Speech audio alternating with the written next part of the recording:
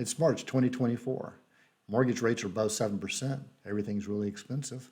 And we only have a 3-month inventory of homes. Is this really a good time to sell in the Tampa Bay area? Welcome to Living in Clearwater.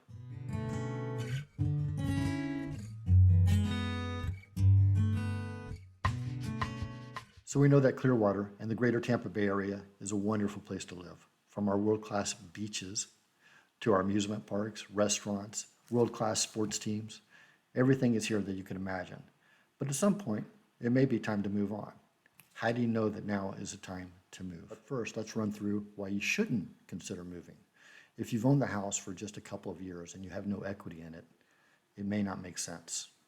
Likewise, if you have a mortgage rate below 3%, it may not make sense to move.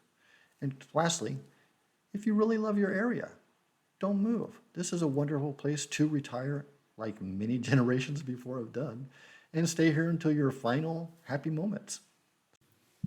So if values are still going up, why would you consider selling in this market? Well, it's easier to sell in a seller's market when there's more buyers out there than sellers. You'll get cleaner offers, less contingencies, shorter inspection times, and most likely, more money. If your house is in good condition, the roof is relatively new, the appliance is in good working order, the AC is working, it might be best time to sell now as opposed to when you've got to replace some of those big ticket items before close. Third, you may have to relocate, whether it's for family reasons or for business reasons. Sometimes you just don't have a choice and you got to go.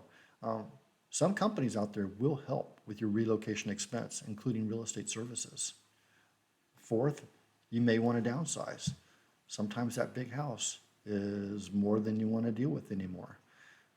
Daily tasks, monthly tasks, pool cleaning, stuff like that, may be beyond what you care to do anymore. And lastly, there's equity.